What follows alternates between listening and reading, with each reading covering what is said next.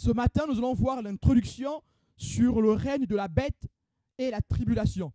Donc, nous allons nous arrêter sur les symbolismes.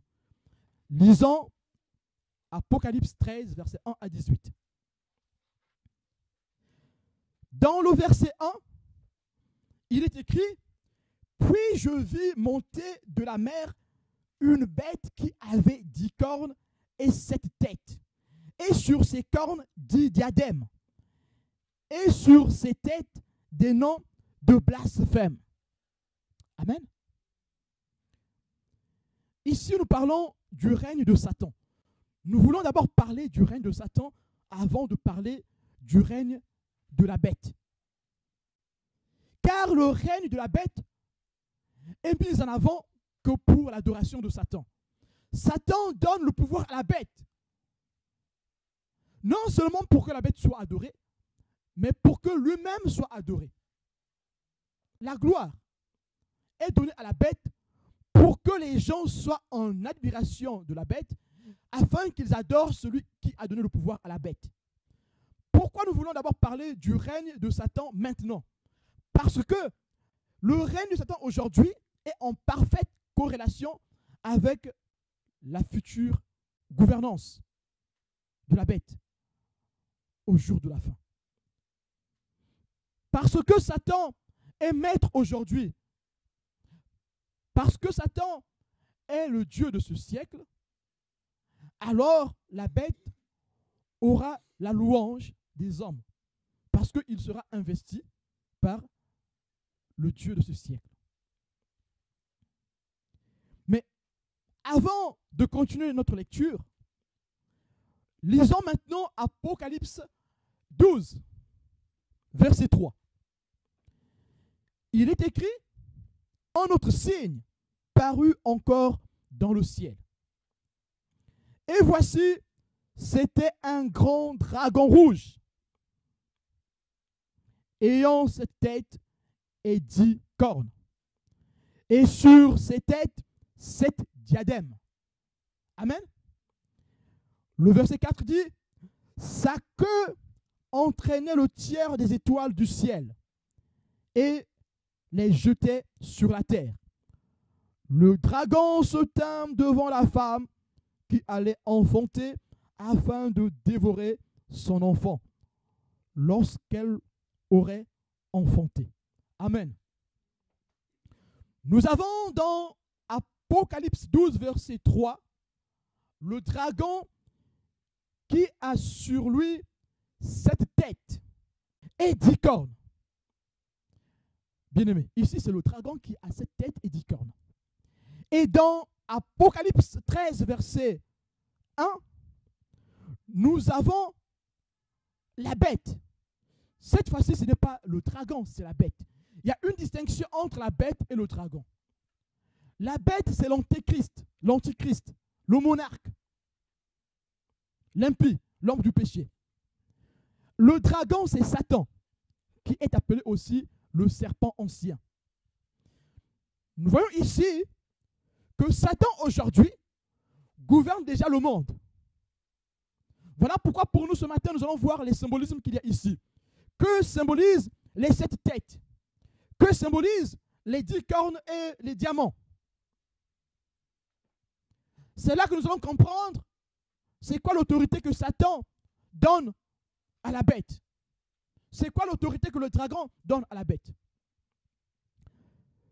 Dans le chapitre 12 d'Apocalypse, nous voyons que c'est le dragon qui, au départ, a les 7 têtes et les 10 cornes garnies de diadèmes, ayant pour trophée des diadèmes. C'est le dragon lui-même, c'est Satan lui-même qui porte tout ce pouvoir. Mais le chapitre 13 nous dit maintenant que la bête a en lui 7 têtes, 10 cornes garnies de diadèmes. Mais lisons maintenant le verset 3. Que nous dit le verset 3 d'Apocalypse chapitre 13? Commençons au verset 2. La bête que je vis était semblable à un léopard. Ses pieds étaient comme ceux d'un ours, et sa gueule comme une gueule de lion. Le dragon lui donna sa puissance et son trône et une grande autorité. Amen. Au départ, nous avons dans Apocalypse 12 le dragon qui porte toute l'autorité. Les 7 têtes, les 10 cornes garnies de diadèmes. Mais ici, au chapitre 13, verset 2, nous avons une transmission de pouvoir, une transmission d'autorité. Cette fois-ci, c'est maintenant la bête qui est l'antichrist qui porte les 7 têtes et les 10 cornes. Alors, il est investi du pouvoir de Satan. Le dragon lui donna sa puissance et son trône et une grande autorité. Satan lui donne une part de son autorité. Alors nous voyons que la première bête qui est le dragon symbolise Satan, c'est Satan. Puisque tout en bas nous avons lu que sa queue entraînait un tiers des anges au ciel. C'est Satan qui a été précipité sur terre par Dieu. Et quand il a été précipité sur terre par le Seigneur, il a entraîné avec lui un tiers des anges qui sont à son service aujourd'hui. Ce tiers d'anges est à son service aujourd'hui. Nous les appelons les démons. Ils sont appelés les principautés, les princes de l'air. Ces princes de l'air qui sont aujourd'hui les acteurs pour la transmission de l'information, les princes de l'air. Ils agissent au niveau des ondes. Les princes de l'air infiltrent nos pensées. Ils injectent de mauvaises pensées aux humains. Nous voyons ici que Satan donne une partie de son pouvoir, une grande autorité à la bête. Alors, que représentent les 7 têtes que Satan a aujourd'hui? Bien-aimé, aujourd'hui, Satan a les 7 têtes. Ça veut dire que les 7 têtes agissent aujourd'hui déjà dans le monde. Voilà pourquoi, avant de comprendre le règne de la bête, il faut déjà comprendre le règne de Satan. Parce que la bête ne règne pas encore. La bête est un être humain, un être physique. Aujourd'hui, il ne règne pas encore.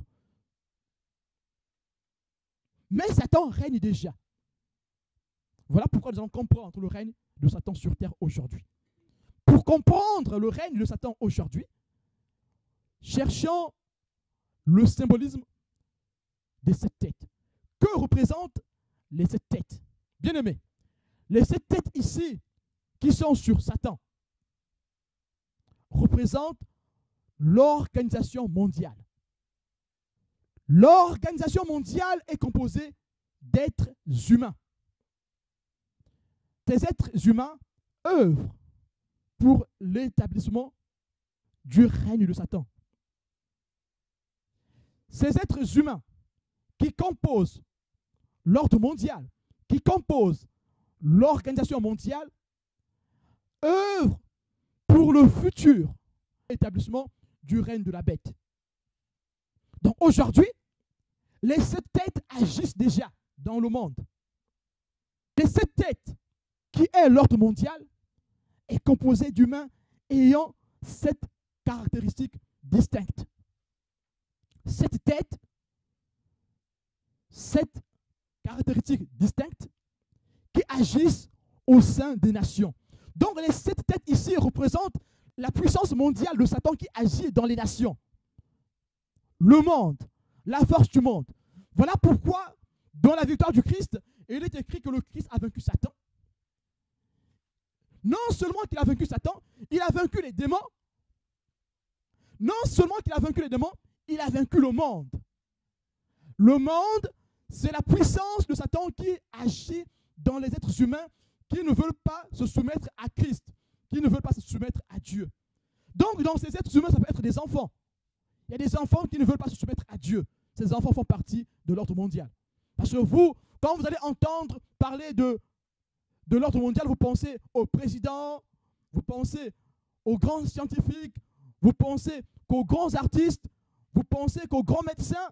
Et quand vous entendez parler de l'ordre mondial, vous pensez qu'aux grands penseurs. Mais il y a aussi le SDF qui est dans la rue, qui est en train de servir aussi les intérêts de l'ordre mondial. Cet ordre mondial est composé d'êtres humains ayant 7 caractéristiques. Et les 7 caractéristiques agissent sur 7 plans. Sur le plan politique, sur le plan financier et économique, sur le plan religieux, sur le plan scientifique, sur le plan technologique, sur le plan de la civilisation moderne. Ils bâtissent des villes, des immeubles, des tours, pour montrer leur puissance, pour démontrer leur pouvoir. Mais aussi dans l'éducation, entraînant l'humain dans la dépravation. Voici ici les 7 caractéristiques des 7 têtes qui sont sur Satan. Et dans chaque caractéristique, nous trouvons une seule chose, un point commun, c'est l'exploitation de l'homme. Les 7 têtes qui sont sur Satan agissent aujourd'hui. L'organisation mondiale agit aujourd'hui via ces 7 caractéristiques. Pour dominer le monde, la politique est un cheval de Troie. Pour dominer le monde, les finances et l'économie sont un cheval de Troie pour Satan. Pour dominer le monde, la religion est un cheval de Troie pour Satan, pour détruire, pour essayer de combattre le Seigneur, pour essayer de détruire l'œuvre de Dieu. La science, le progrès de la science est un cheval de bataille pour Satan, pour détruire l'œuvre de Dieu. L'évolution, les progrès de la technologie, ces progrès éblouissants, sans l'œuvre, représentent un cheval de bataille pour Satan, afin de détruire l'œuvre de Dieu. La civilisation moderne, la modernisation, l'urbanisation, les hôtels, les immeubles qui sont érigés, les buildings qui sont érigés, leur hauteur. Quand vous voyez un building, vous voyez tout de suite la puissance de l'homme. Vous vous dites, oui, l'être humain est intelligent. Bien-aimé, les 7 caractéristiques qui sont citées ici prennent leur source dans l'intelligence de l'homme, dans l'intelligence que Satan insuffle à l'homme. C'est par l'intelligence que l'éducation est déviée, qu'il y a dépravation dans l'éducation des civilisations. Si tu parles de ce qui est pur, tu seras banni de la société. Si tu parles de Jésus-Christ, tu seras radié. Bien-aimé, il y a un professeur qui a été radié de l'enseignement. Pourquoi? C'est parce qu'il a enseigné l'histoire de la Bible aux enfants. L'éducation civique nous emmène à étudier des religions. Mais ce monsieur a fait étudier aux enfants un texte biblique. On l'a taxé de prosélyte. Bien-aimé, voici les 7 caractéristiques comprises dans les 7 têtes que porte Satan, que portera l'Antéchrist. Voilà pourquoi dans tous les textes où on parle de la prise de pouvoir de l'Antéchrist, on parle de la politique. Il y aura des intrigues politiques, il y aura des intrigues sur le plan religieux, il y aura des intrigues sur le plan économique. Si vous allez dans ces textes, Daniel chapitre 11, dans Apocalypse, on parle d'un pouvoir politique, on parle d'un pouvoir religieux, on parle d'un pouvoir financier, on parle d'un pouvoir éducatif, on parle d'un pouvoir médiatique. Et dans la 7e caractéristique qui parle de l'éducation, on intègre les médias, le pouvoir médiatique, l'information. On éduque via l'information. Satan aujourd'hui est en train de former l'humanité, de formater l'humanité par l'éducation. L'éducation vient via les livres, via les médias, via le bouche à oreille. l'éducation. Cheval de Troie pour l'œuvre de l'ennemi. Mais quand la Bible dit que Satan règne, et Jésus lui-même, le jour de sa crucifixion, a dit cela. Clairement, il a dit que Satan règne. Lisons Jean 14, verset 30. Jésus dit, « Je ne parlerai plus guère avec vous, car le prince du monde vient. Il n'a rien en moi. » Amen. Ici, Jésus-Christ est en train de dire clairement que Satan est le Dieu de ce siècle, le prince du monde, celui qui gouverne le monde vient, il agit. Mais il n'a rien en moi. Ça veut dire que moi, je n'ai pas obéi à ce qu'il m'a proposé. Est-ce que le dragon, ce matin, a quelque chose en toi? Il faut que tu te poses cette question. Si le dragon a quelque chose en toi, alors tu es sous sa domination. Tu es un zombie. Bien qu'étant vivant, tu es mort. Ceux qui sont sous la domination du dragon, ceux qui sont sous le pouvoir de Satan, sont téléguidés. Ils font la volonté de Satan. Alors, Satan a quelque chose en eux. Mais Jésus, lui, confesse que Satan n'a rien en moi. Dis-le bien-aimé. Satan n'a rien en moi. Satan n'a rien en moi. Amen. Mais comment faire pour que Satan n'ait rien en toi? Pour que Satan n'ait rien en toi, tu dois accepter le sacrifice du Christ. Amen. Celui qui accepte le sacrifice du Christ dans sa vie, alors Satan n'aura rien en lui. Mais si tu refuses de plonger ta robe dans le sang de Jésus-Christ, si tu refuses de laver ta robe dans le sang de Jésus-Christ, Satan aura quelque chose en toi et il va te la réclamer tous les jours. Alors tu seras angoissé, tu tomberas dans des addictions, dans des perversités, dans des actes immoraux, dépravant ton propre être, déshonorant ton propre être. Et par des moments de lucidité, tu pleureras. Et cela va t'emmener à te replonger dans une autre drogue. Tu quitteras une drogue, tu entreras dans une autre. Mais quand la Bible dit que Satan règne sur terre, comment il fait pour régner? Nous avons dit que Satan règne par l'organisation qu'il crée, par la puissance du monde, par l'ordre mondial. Il règne par l'organisation mondiale. Ces hommes qui pensent posséder la terre, il règne par eux. Mais il règne aussi par le prince de l'air, celui qui infiltre les pensées, qui injecte les mauvaises pensées à l'être humain. Désobéis, désobéis, désobéis, désobéis, désobéis, désobéis. Tous les jours, on entend ça. Cette musique, tous, on entend cette musique tous les jours. Même les enfants de Dieu entendent cette musique. Jésus-Christ a été transporté sur la montagne pour voir la gloire de Satan, afin d'être tenté. Matthieu chapitre 4, verset 8. Le diable le transporta encore sur une montagne très élevée, lui montra tous les royaumes du monde et leur gloire. Lisons maintenant Luc chapitre 4.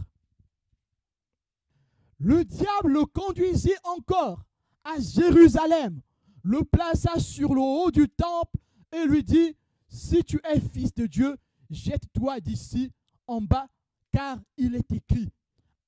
Revenons sur Matthieu chapitre 4. Lisons la suite, verset 9. Et lui dit, je te donnerai toutes ces choses si tu te prosternes et m'adores. Amen. Ici, le diable place Jésus sur une montagne et demande à Jésus de l'adorer afin qu'il hérite la terre, afin qu'il hérite ses royaumes. Dans Luc chapitre 4, verset 9, Satan place Jésus sur le temple et lui dit, saute de là.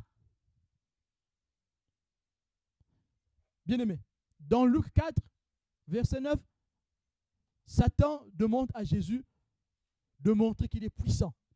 Montre-nous que tu es fort. Démontre-nous que tu es fort. La tentation.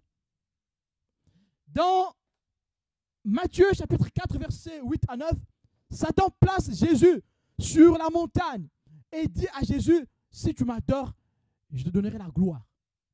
Dans ces deux tentations, nous avons l'orgueil, le pouvoir et la gloire. Désobéis, désobéis. Et Satan aujourd'hui, par la puissance du prince de l'air, infiltre nos pensées, nous injecte les pensées de désobéissance. Désobéis, désobéis, désobéis, désobéis, tu auras ceci, désobéis, tu auras cela, désobéis ceci, fais ceci. Et l'être humain se perd. Ceux qui refusent de plonger leur robe dans le sang de Jésus-Christ se laissent tromper par Satan. Alors, quand la Bible dit que Satan règne, voici comment il règne. Par les ondes qu'il nous injecte au travers du prince de l'air. Les pensées, l'éducation, via les 7 caractéristiques. Mais, bien-aimés, dans les 7 caractéristiques que nous avons citées ici, le point commun, c'est l'exploitation de l'homme. Bien-aimés, dans les 7 caractéristiques que nous avons citées, c'est l'homme qui est exploité. Le pouvoir politique exploite l'homme. Le pouvoir financier exploite l'homme. Comment le pouvoir politique exploite l'homme? Via des taxes. Les taxes, c'est une charge. Et on a vu le peuple d'Israël se battre à cause de ça. Les taxes. Dans l'ancien temps, quand un roi voulait dominer un peuple, les écraser, il leur imposait des taxes. C'est une forme d'esclavage moderne. Les taxes, ça pèse sur les populations. Les pays tirent des taxes d'autres pays. Aujourd'hui, nous avons cela. La consommation, qui est une forme d'esclavage. La consommation qui vient par l'éducation, l'information. C'est dans ce sens que l'ennemi règne. C'est l'exploitation de l'homme.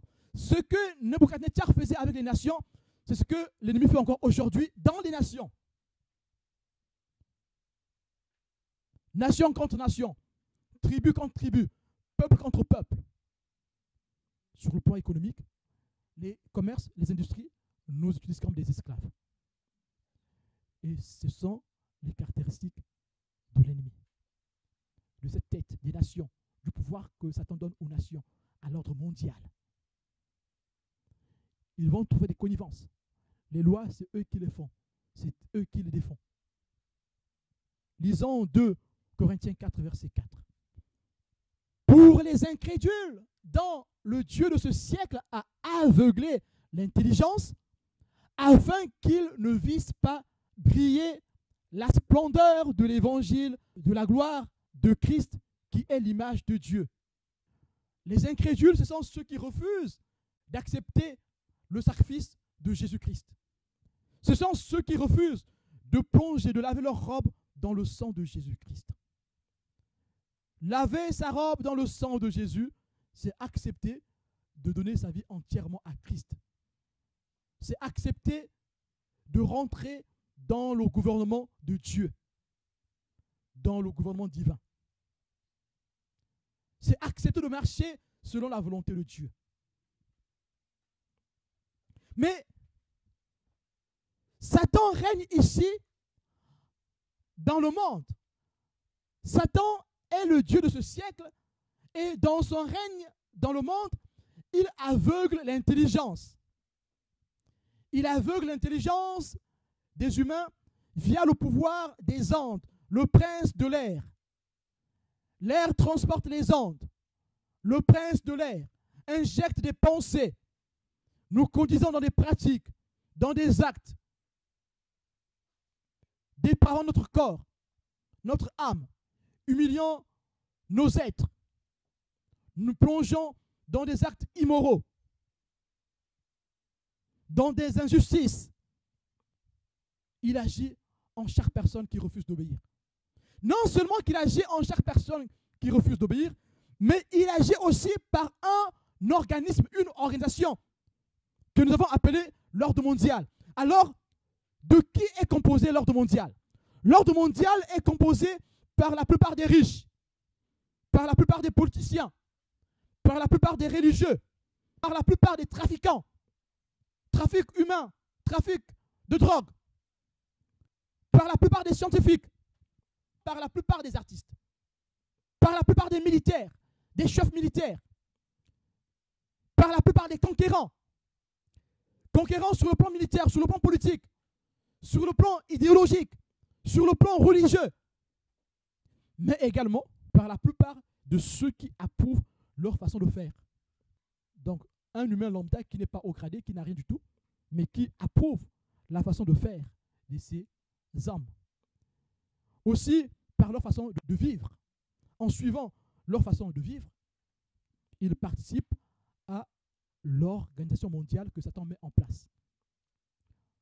Ceux qui suivent la façon de vivre du monde participent à l'établissement du nouvel ordre mondial. Satan est le Dieu de ce siècle. Ce siècle, c'est parce que son heure arrivera où il ne pourra plus régner. Voilà pourquoi on l'appelle le Dieu d'un temps. Le Dieu de ce siècle, c'est le Dieu d'un temps, le Dieu d'un âge, le Dieu d'une période. C'est pour un peu de temps que Dieu lui a laissé cette liberté. Satan est maître du monde. Il est maître du monde en influençant les événements mondiaux. Oui, Satan est maître du monde. Il est maître du monde en injectant son idéologie dans les esprits de ceux qui ont voué leur vie à lui. Dans les âmes, dans l'esprit de ceux qui sont voués à sa cause. Ces derniers sont appelés les fils de la rébellion. Alors, toute personne qui refuse d'obéir à la parole de Dieu, toute personne qui refuse de laver sa robe dans le sang de Jésus, toute personne qui refuse de laver ses mains, est appelée fils de la rébellion ou fille de la rébellion. Alors, tous ceux qui sont appelés fils ou filles de la rébellion forment l'ordre mondial, forment l'organisation mondiale mise en place par Satan depuis le commencement. Bien-aimés, ce n'est pas aujourd'hui que Satan a commencé à mettre en place son ordre pour régner. Souvenez-vous de Babel. Nous avons dit que cette caractéristique représente l'organisation mondiale. Et dans cette caractéristique, nous avons parlé de l'expansion du modernisme. L'envie de s'expandre. On a vu les villes, dans l'ancien temps, ont souhaité s'expandre jusqu'à construire une tour pour toucher le ciel, l'indépendance. Alors ils ont cherché l'indépendance. Dans quoi? Dans la construction urbaine. La beauté. Quand tu vois les immeubles, tu loues l'homme. Quand tu vois l'invention de l'homme, tu le loues. Quand vous voyez les avions, comment ils deviennent de plus en plus puissants, vous louez l'intelligence de l'homme. Vous glorifiez l'homme. Un tel homme ne pourra pas chercher Dieu. Il est suffisant. Il fait voler un appareil.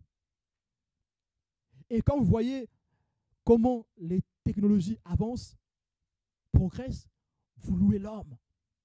Waouh, quelle intelligence! Tous ceux qui refusent d'obéir à Christ, de donner leur vie à Christ, font partie des fils de la rébellion. Lisons Éphésiens 2, versets 2 à 3. Dans lesquels vous marchiez autrefois, selon le train de ce monde, selon l'organisation de ce monde, selon le mode de vie de ce monde, leur façon de vivre, leur façon de marcher, leur façon d'agir, selon le prince de la puissance de l'air. Ce texte parle d'une organisation mondiale, Mais il parle aussi de la puissance qui infiltre les gens par la pensée, par les mauvais conseils.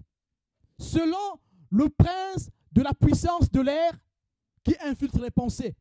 Selon le monde, c'est l'éducation mondiale, l'information qui est véhiculée. Faites ceci, faites cela. Ça c'est bien, ça c'est pas bien. Mais l'éthique sur le plan scientifique, il n'y a plus d'éthique. Il y a des laboratoires qui sont secrets. Oui, ils font des expériences terribles. Aujourd'hui, nous ne connaissons pas. Il y a des expériences qui se font aujourd'hui que vous ne connaissez pas encore. Ils font des mélanges des êtres humains et des êtres vivants, des animaux. Ça va arriver un jour, vous allez voir. L'éthique au niveau de la médecine, l'éthique au niveau de la science, c'est le conseil du monde, selon le train de ce monde. Dieu avait dit, tu ne feras pas un croisement entre les animaux, mais l'homme l'a quand même fait. On mélange des espèces pour les croiser afin d'avoir une autre espèce. C'est la désobéissance qui se fait aujourd'hui. Donc nous aurons des bébés qui naissent dans des couveuses, dans des éprouvettes. Selon le train de ce monde, voici le train de ce monde. Selon le prince de la puissance de l'air, les conseils qui nous sont injectés par les pensées. Désobéis, désobéis, désobéis, désobéis, désobéis, désobéis. Comme il a fait avec Jésus. Mais Jésus est sorti vainqueur. Comme il a fait avec Adam et Ève. Mangez, mangez, mangez, mangez. De l'esprit qui agit maintenant dans les fils de la rébellion. Alors, ceux qui acceptent de vivre comme eux sont appelés fils de la rébellion. Et alors, l'esprit de l'iniquité vient en eux. L'esprit vient par la façon d'agir, par la façon de faire, par la façon de parler aussi. Mais nous, enfants de Dieu, comment nous parlons aujourd'hui? Est-ce que nous parlons comme les gens de ce monde? Les enfants de Dieu aujourd'hui copient le langage du monde. Quand ils sont avec les enfants de Dieu, ils ont un langage pieux. Mais quand ils se retirent des enfants de Dieu, ils ont un langage mondain. Mais bien aimé, je vais encore vous dire aujourd'hui, quand tu es enfant de Dieu, même si tu ne dis à personne que tu es enfant de Dieu, là où tu travailles, ils sauront que tu es différent. Parce que tu n'as pas le même langage que eux. Bien aimé, je n'ai pas le même langage que mes collègues. Et ce langage est devenu courant. Nous, les enfants de Dieu, nous copions ces choses et nous les exprimons. Ce sont des mots qui ne doivent pas sortir de vos bouches. Copier ces choses. L'esprit commence par le langage. L'esprit agit en nous déjà par le langage. Quand tu parles comme eux, tu es en train d'accepter leur esprit. Tu finiras par faire un avec leur esprit. Mais quand tu es enfant de Dieu, tu acceptes les deux langages, le langage chrétien et le langage du monde. Je te dis encore, bien aimé, que le langage chrétien ne prendra pas vie en toi, ne pourra pas grandir dans ta vie parce que tu as accepté de garder le langage ancien, le langage du monde. Bien aimé, Babel veut dire les langues qui sont brouillées. Leur langage a été brouillé, bien aimé. Si tu as un langage brouillé, Dieu ne peut pas t'entendre. Comment veux-tu parler à Dieu avec un langage brouillé? Ce qui suit l'homme, ce n'est pas ce qui entre dans la bouche, c'est ce qui sort de la bouche qui suit l'homme. Mais quand tu copies le langage du monde, alors tu acceptes d'avoir un langage brouillé. Alors Dieu ne peut plus t'écouter. Tu ne peux pas dire merde et puis dire merci Seigneur. Tu ne peux pas dire va te faire foutre et dire oh bénis le Seigneur. Dans la même bouche ne peut pas sortir la malédiction et la bénédiction. La Bible dit quoi? Quand on vous maudit, bénissez. Amen. Alors, bien-aimé, quand je suis venu à Christ, j'ai commencé à travailler mon langage. C'est la première des choses que le chrétien travaille quand il vient en Christ. Je n'ai pas été enseigné, bien-aimé, pour cela. Quand l'Esprit de Dieu vient en toi, te régénère, il y a des choses que tu feras sans pourtant qu'on te l'enseigne. Tu le feras, c'est parce que l'amour de Dieu est en toi. Ton intelligence est éclairée. Alors tu peux discerner ce qui est bien. Et tu vas obéir. Parce que ta bouche parle à Dieu. Ta bouche, c'est le moyen de communication que tu as avec Dieu. Tu lui parles. Et alors tu vas préserver ta bouche des insanités. Tu vas préserver ta bouche des saletés.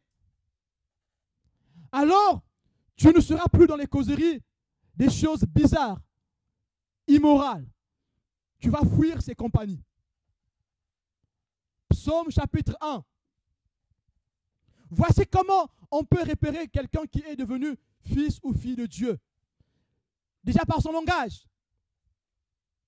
Il va fuir la puissance de l'air pour s'échapper, bien-aimé, pour s'échapper du règne de Satan. On peut aujourd'hui accepter le sacrifice de notre Seigneur Jésus-Christ et se placer sous le gouvernement de Dieu en nettoyant nos mains, en nettoyant nos robes dans le sang de Jésus-Christ. Jacques, chapitre 4, versets 7 à 8. Soumettez-vous donc à Dieu, résistez au diable et il fuira loin de vous. Pour s'échapper du règne de Satan, il faut accepter de se soumettre à Dieu. Approchez-vous de Dieu et il s'approchera de vous. Pour s'échapper du règne de Satan, il faut s'approcher de Dieu. Nettoyez vos mains, pécheurs, purifiez vos cœurs, hommes irrésolus. Ceci ne se fait qu'en acceptant la grâce accordée via le sacrifice du Christ. Ceci se fait qu'en s'abandonnant à Jésus-Christ et accepter de marcher avec lui. Accepter aussi de souffrir. Car celui qui a souffert dans la chair en a fini avec le péché. Celui qui a souffert dans le corps ne sera plus esclave du péché. Ne sera plus esclave de la peur. Je ne suis plus esclave de la peur. Je ne suis plus esclave de la peur. Je suis enfant de Dieu. Je ne suis plus esclave de la peur. Je suis enfant de Dieu. Amen. Celui qui est sous la peur, c'est celui-là qui est sous la domination de Satan, sous la domination des 7 têtes. Alors, il ne peut pas être enfant de Dieu. Bien-aimé, le Seigneur nous aime. Il nous appelle encore ce matin de faire demi-tour. Repartons vers le Seigneur. Ouvrons nos yeux. Regardons comment le monde agit. Comment l'esprit de l'iniquité agit. Comment Satan met en place son règne. Et fuyons son règne. Fuyons la colère de Dieu. Car elle finira par s'abattre sur l'ennemi et ceux qui l'adorent. Prions le Seigneur bien-aimé, prions.